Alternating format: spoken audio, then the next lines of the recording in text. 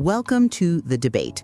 You know, when you watch a massive chain of dominoes fall, there is this terrifying but almost beautiful inevitability to it. Oh yeah, it's mesmerizing. Right. You knock over that first tile, and the millionth one, which is sitting yards away, is already doomed. It's just a matter of time. Yeah, it's the perfect visual representation of cause and effect. I mean, it's visible, it's physical, and the chain is completely unbroken. But imagine if you zoomed in on one specific domino right in the middle of that sprawling chain, and you realize something strange. It's hesitating. Hesitating? Yeah, it's taking in information. It's evaluating its own internal state, calculating the wind in the room, and then based on all that processing, it actually decides whether or not to fall. Suddenly, that whole inevitability just breaks down entirely. Okay, as a scientist, my immediate reaction is that you are wildly anthropomorphizing a piece of plastic. I know. But conceptually, I see what you're doing. That hesitation, that internal deliberation, that is the exact illusion of human agency that every single one of us experiences every single day. Exactly. It is the core mystery of human existence. And it's exactly why we're here today. We created this deep dive because the topic of free will recently sparked this massive interest and debate on our main channel, Frontiers of Science. Yeah, the comment section was basically on fire all week. It really was. So today, we are tackling the ultimate question. Are we the genuine authors of our choices, or are we simply biological automatons governed by unbreakable physical and historical laws? I'm taking the position that modern quantum physics and emergent complexity provide a rigorous, undeniable scientific basis for genuine human agency. And I will be taking the opposite stance. I'm going to argue that a pragmatic, analytical view of neuroscience and hard determinism proves that our choices are, well, nothing more than the inevitable result of prior biological and physical causes. Before we get into the weeds here, we definitely invite you to subscribe to the channel and activate the bell. We publish a new deep dive every week. So let's lay our cards on the table. How do you see the foundation of human behavior? Look, let's ground this in everyday reality, okay? Take a really mundane choice from this morning. I had a cup of coffee instead of tea. A classic dilemma. Right, but why did I do it? Did I freely choose it? Well, I rely heavily on the analytical framework laid out by neurobiologist Robert Sapolsky here. Okay, yeah. His premise is basically what he calls turtles all the way down. My choice for coffee this morning was driven by a genetic predisposition for certain dopamine receptors, right, combined with the cellular chemistry of my pretty poor sleep last night. You and me both. Exactly. And that's combined with a cultural environment that heavily normalizes caffeine consumption. Human behavior is just the inescapable sum of our biological past. To prove free will actually exists, Sapolsky points out that you would have to find a neuron that generates an action potential completely independent of its biological history and its surrounding environment. Which is a massive hurdle. Practically speaking, it is biologically impossible. You just can't find a neuron operating in a vacuum. I appreciate the coffee analogy, but asking for a neuron that fires completely free of its environment? That's demanding an uncaused cause. It's essentially a straw man argument against free will. How is it a straw man? Because I look at this through the lens of modern physics, right? For centuries, science was totally dominated by Laplace's demon. Right, the supercomputer idea. Yeah, this idea that if a hypothetical supercomputer knew the precise location and momentum of every single atom in the universe, it could perfectly calculate the entire future. The universe as a clockwork machine. Which makes intuitive sense. It does, but modern physics completely shattered that. From Arthur Eddington's perspective on Heisenberg's uncertainty principle to the Conway-Kochen free will theorem, reality is demonstrably probabilistic at its foundation. The universe is outcome open. The future is not just a rigid unrolling of the past. Well, the problem with that leap is that you're taking subatomic randomness and trying to magically grant us free will at the macroscopic human level. I wouldn't call it magic. But a random electron jittering around doesn't make you the author of your choices. It just makes you a random automaton instead of a predictable one. But, before we even touch quantum physics, let's look at the actual brain itself. Okay, let's go there. Because the modern scientific argument against free will really took off in the 1980s with the neurobiologist Benjamin Libet. Ah, yes. The famous wrist-flicking experiments? Exactly. But I think a lot of people misunderstand exactly how Libet measured this. Yeah, walk us through what the subjects actually experienced in that room, because the setup is key. Sure. So Libet hooked his subjects up to an EEG machine to measure their brain activity, and he sat them in front of this specialized fast-rotating clock dial. Right. He told them basically, whenever you feel the spontaneous urge to flick your wrist, just do it. But notice exactly where the dot on the clock is when you first become consciously aware of your intention to move. So he's trying to pinpoint the exact millisecond a human being subjectively decides to take action. Yes. And what he found literally shook the scientific community. The EEG machine detected a specific electrical signal in the motor cortex, which we call a readiness potential, or RP. The RP, right? And this signal started building up roughly half a second before the subject reported being consciously aware of their urge to move. Half a second is a lifetime in neuroscience, so the brain started the process before the mind even knew about it. Yes, conscious awareness was late to its own party. Your unconscious neurological machinery initiates the action, and your consciousness essentially just acts like a rubber stamp. It takes credit for the work. Exactly. Sapolsky actually has this brilliant analogy to explain it. He says, imagine Maggie Simpson sitting in the passenger seat of the family car with her little plastic toy steering wheel. I love this analogy. She's turning it left and right, completely believing she is the one driving the car, while Marge is actually doing all the real steering. That is our consciousness. And modern fMRI studies have taken Libet's work way further. They show we can predict the subject's choice up to several seconds before they know they've made it. Which sounds terrifying. I mean, if your brain decides before you know you've decided, free will is basically dead on arrival. I completely understand why that feels like a death blow to free will. But there's a massive philosophical trap hidden in that interpretation. You are separating you from your brain. What do you mean? How so? Well, if unconscious neural activity starts first, people say, well, I didn't decide, my brain did. But that implies that you are just this tiny sliver of conscious awareness, like you're a ghost haunting the machinery of your own head. But if the awareness is the only part that feels like us. But you are the entire physical system. Libet's findings simply means that a part of your decision-making process happens under the hood before it reaches the dashboard of conscious awareness. Okay, but if the gears turning under the hood are completely outside your conscious control, you are still Maggie Simpson. You're still just a passenger along for the ride, letting Marge do the work. Let's actually look at how those gears work, though, because recent empirical science drastically alters the Libet narrative.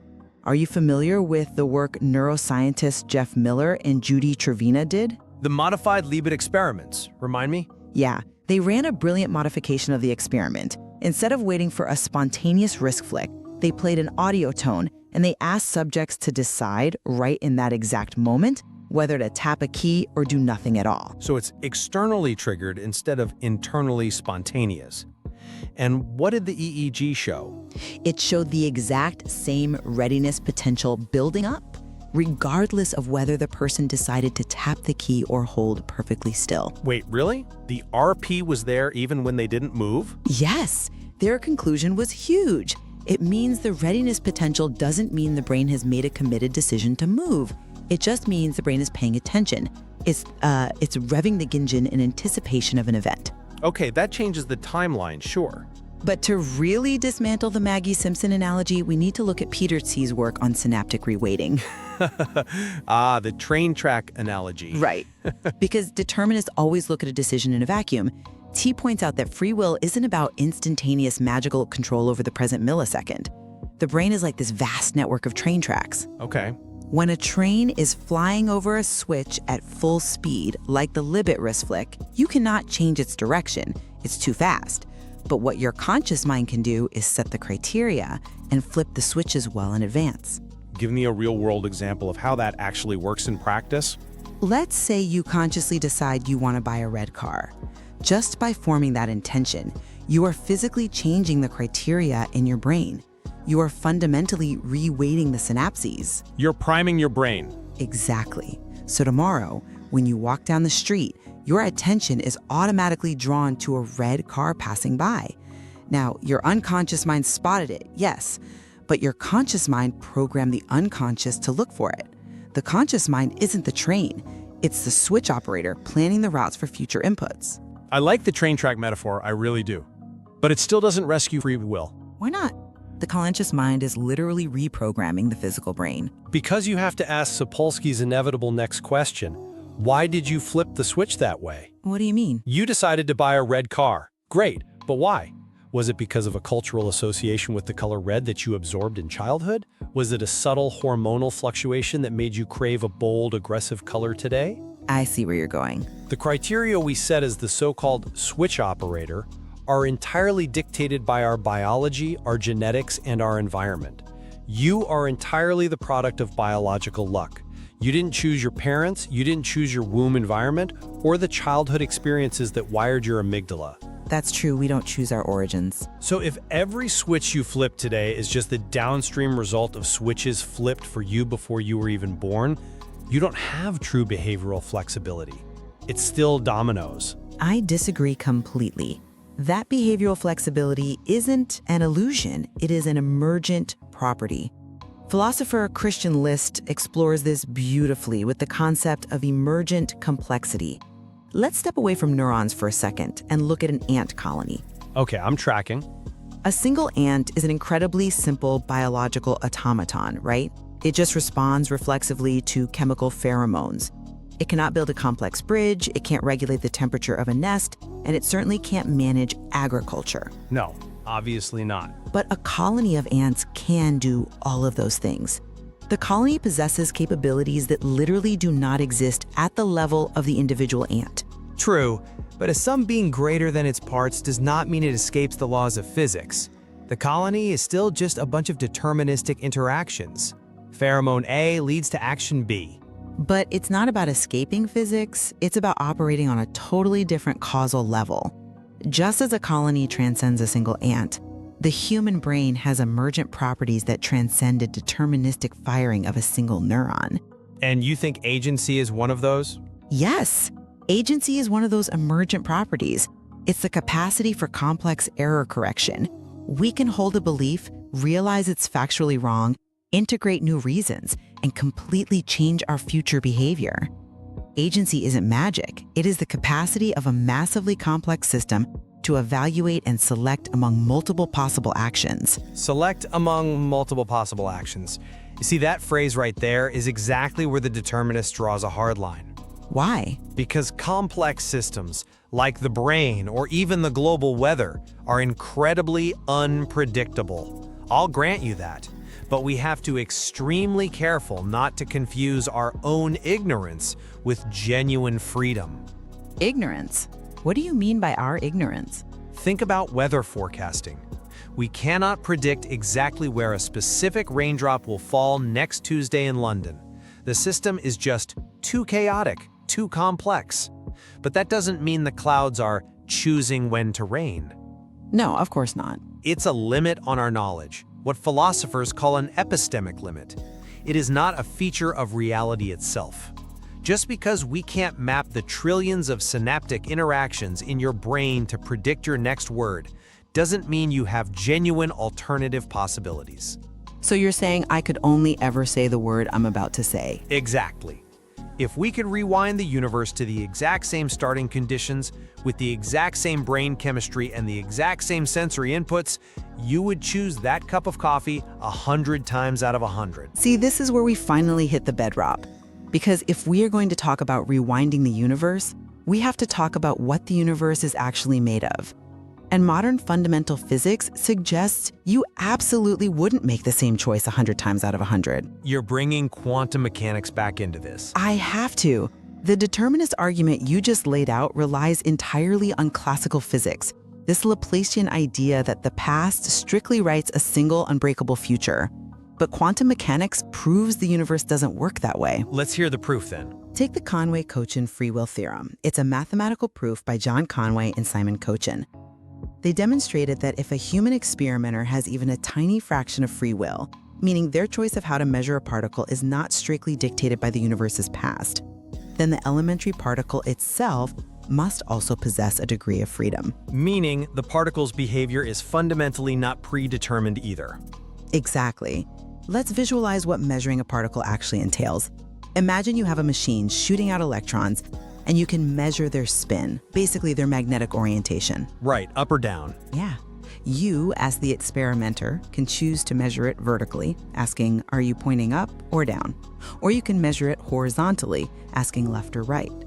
The theorem shows that if you freely choose the axis of measurement, the specific result you get, say, up, could not have been predetermined by the history of the universe. Reality is fundamentally probabilistic. The unbroken chain of determinism is a classical illusion. It literally vanishes when you look at the bedrock of reality. Hold on, let's unpack that.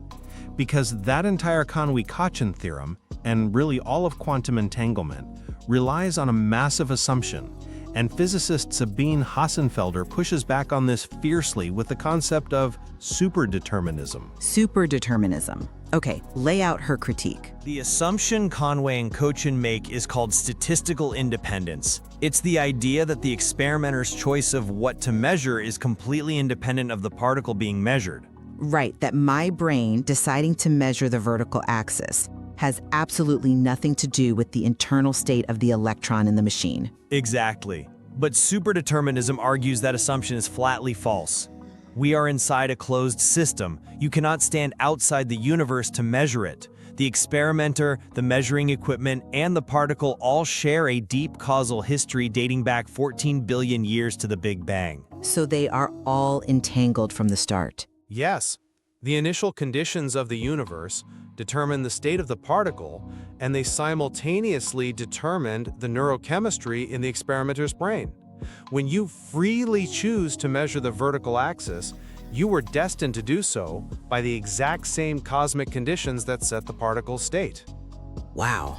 There is no quantum randomness. The universe is just unfolding exactly as it was programmed to from the first millisecond.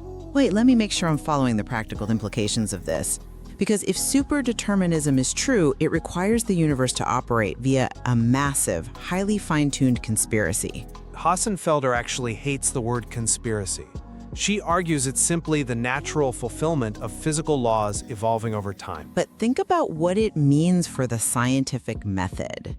In science, we rely entirely on randomized controlled trials. When we test a new cancer drug, we use random number generators to assign patients to a control group or a treatment group. Right. We assume statistical independence. We assume the random number generator is completely independent of the patient's underlying biology. Yeah, that's the foundation of clinical trials. So if statistical independence is a myth, if the universe's initial conditions from 14 billion years ago are secretly coordinating the random number generator's output with the genetic makeup of the patients in the trial, then the entirety of the scientific method falls apart. Our trials would be literally rigged by the Big Bang. I feel like that's a pretty dramatic escalation. It is the logical conclusion. If the universe systematically interferes to fake the results of quantum experiments, making a purely deterministic universe look probabilistic just to trick physicists, why wouldn't it fake medical trials? If superdeterminism is true, science isn't a tool for discovering reality. It's just watching a pre-recorded movie that was filmed 14 billion years ago. It creates a universe where our observations are fundamentally untrustworthy. I think that mischaracterizes the determinist position, though. It's not about a conscious universe trying to trick us, like, placing dinosaur fossils on the ground to test our faith. It's simply recognizing the mathematical reality of a highly entangled, interconnected universe. But if determinism goes that deep, if it dictates not only my thoughts but the outcomes of randomized algorithms, then rational discourse itself is just a pre-programmed script. How so? If Sapolsky and Hossenfelder are right, you and I aren't actually having a debate right now. My neural pathways are just mechanically emitting sound waves, and your neural pathways are emitting counter sound waves, all dictated by atomic collisions. If the actual informational content of our reasons doesn't make a real-time difference, then therapy, education, persuasion, they are entirely pointless. I disagree that they are pointless. They are simply part of the causal chain. When someone goes to therapy, the words spoken by the therapist become a new, highly specific environmental input. but it's just more dominoes. Yes, but that sound wave enters the ear, converts to electrical signals, and physically reshapes the patient's synaptic weights. It is entirely deterministic cause and effect, but it still produces genuine change. And quite frankly, accepting this hard determinism isn't the bleak, nihilistic nightmare that you're making it out to be. How can it not be? If we are literally just passengers in Sapolsky's view, how is that not bleak? Because dispensing with the illusion of free will might be the single only way to build a genuinely compassionate society. Think about our justice system, our economic structures, how we treat addiction or poverty. Right now, society operates on a paradigm of strict moral blame and merit. True. We punish people brutally because we believe they freely chose to commit a crime, and we reward billionaires because we believe they freely earned their wealth. And determinism undercuts all of that. Completely. If you truly recognize that human behavior is the result of biological luck, the lottery of your genes, your neurochemistry, your childhood environment, then moral blame and merit dissolve. But we still have to hold people accountable, don't we? Well, that doesn't mean chaos. We would still quarantine a dangerous criminal to protect society, exactly in the same way you would quarantine someone with a highly contagious, dangerous virus. But you wouldn't hate the person with the virus. You wouldn't seek brutal retribution against them. A deterministic worldview breeds profound empathy because you realize that if you had the exact same atoms, the exact same genetics, and the exact same trauma, you would be in their shoes, doing the exact same thing. I will completely agree that recognizing our biological constraints should vastly increase our empathy. The lottery of birth is undeniably real, and much of our current justice system ignores that biological reality to our massive detriment. Exactly. But I simply don't believe we have to discard the reality of human agency to achieve a compassionate society. In fact, recognizing that we are conscious agents, capable of error correction, capable of realizing we were wrong and actively choosing a better path, that is what gives meaning to our empathy in the first place. So where does that leave us at the end of all this? We have covered a massive amount of ground today. We really have. Let me attempt to synthesize my side. From the emergent neural architecture that gives us incredible behavioral flexibility to the probabilistic, open-ended nature of Heisenberg and quantum mechanics, the frontier of science suggests we are active participants in reality. Right. Yes, we are constrained heavily by our biology and our environment. We do not choose the train tracks we are born onto, but we are not mere dominoes falling blindly. We have the emergent capacity to look ahead and flip the switches. And I would summarize by saying that the evidence from neuroscience, the reality of Libet's Readiness potentials, and the undeniable crushing weight of our biological history show that the you who makes choices is a physical system obeying physical laws. The passenger in the car. Right. While it may deeply challenge our egos to realize we aren't the magical captains of our ship, accepting the stark reality of our biological luck offers a path to a much more rational, empathetic, and forgiving world. What we can both absolutely agree on is that the tension between our undeniable subjective experience of agency, that feeling of choosing the coffee over the tea, and the objective physical laws of the universe remains one of the most profound mysteries of human existence. Are we the switch operators, or are we just the train? Or maybe we're just the tracks. Exactly. There is so much more depth to explore in this material. We explicitly invite you, the listener, to head back to the main channel, Frontiers of Science, to dive deeper into these implications. There are incredibly robust discussions happening there right now, and we encourage you to continue the conversation in the comments section, because ultimately, how you integrate this science into your worldview is a conclusion for you to make. Assuming, of course, that your biology and your environment give you the free will to make it. Very true.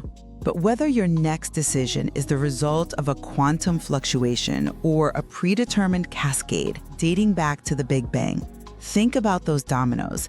The next time you find yourself hesitating before making a choice, pause for a second and ask yourself, are you just feeling the weight of the universe pushing you over, or are you the one deciding to fall?